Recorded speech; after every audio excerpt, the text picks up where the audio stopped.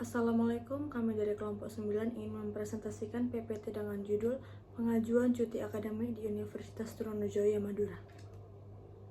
Perkenalkan, nama saya Jejer Clara Octavia Marpaung dengan NIM 2204411000161. Assalamualaikum warahmatullahi wabarakatuh. Perkenalkan, nama saya Fira Aisyatul Fitria dengan nomor NIM 22029 dari APB kelas C. Assalamualaikum warahmatullahi wabarakatuh. Perkenalkan, nama saya Ningrum Kusuma dengan NIM 22124 dari kelas C. Latar belakang, Universitas Trunojoyo Madura atau UTM adalah salah satu institusi pendidikan tinggi di Indonesia yang terletak di Pulau Madura. Seiring dengan perjalanan akademik, terdapat situasi di mana mahasiswa UTM mungkin perlu mengajukan cuti akademik. Cuti akademik adalah istilah yang digunakan untuk menggambarkan periode waktu di mana seorang mahasiswa diberikan izin untuk tidak menghadiri kelas dan kegiatan akademik lainnya dalam jangka waktu tertentu.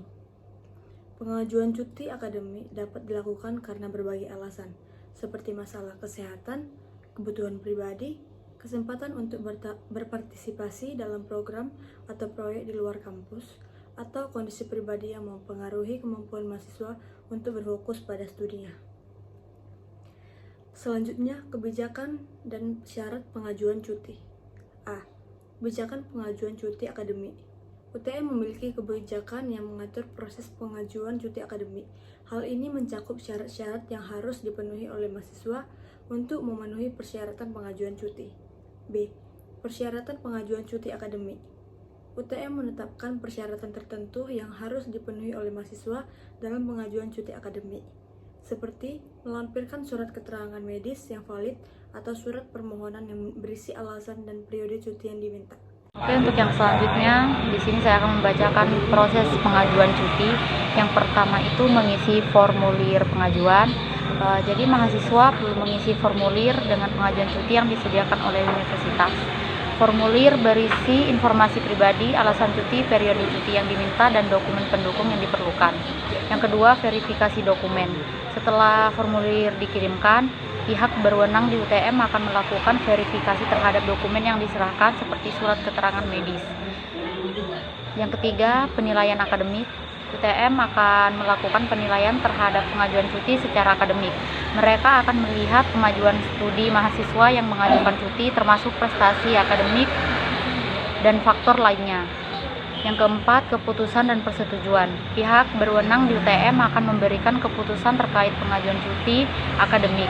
Keputusan ini dapat berupa persetujuan, penolakan, atau juga pengajuan untuk informasi tambahan jika diperlukan. Lalu di sini saya akan membacakan manfaat pengajuan cuti akademik. Yang pertama itu pemulihan kesehatan dan juga keseimbangan, memberikan kesempatan bagi mahasiswa untuk memulihkan kondisi kesehatan fisik dan juga mental, serta mencapai keseimbangan dalam kehidupan akademik dan non-akademik. Kesempatan pengembangan diri. Cuti akademik dapat dimanfaatkan oleh mahasiswa untuk mengikuti kegiatan pengembangan diri seperti magang, relawan, dan kursus tambahan yang dapat meningkatkan pengetahuan dan keterampilan mereka di luar lingkup program studi. Dan yang ketiga yaitu mengatasi situasi pribadi. Pengajuan cuti akademik juga memberikan solusi bagi mahasiswa yang menghadapi situasi pribadi yang mempengaruhi kemampuan mereka dalam menyelesaikan studi, seperti perjalanan, tugas-tugas di luar kampus, atau kebutuhan mendesak lainnya. Di sini saya akan membacakan prosedur dari pengajuan cuti akademik. Yang pertama itu mahasiswa memastikan dirinya telah memenuhi ketentuan pengambilan cuti akademik. Yang kedua, mahasiswa mengisi form online permohonan cuti akademik. Sistem akan memastikan bahwa persyaratan akademik untuk cuti telah terpenuhi.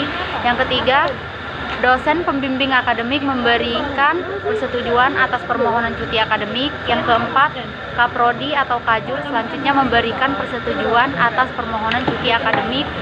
Dan yang kelima, Dekan selanjutnya memberikan persetujuan atas permohonan cuti akademik.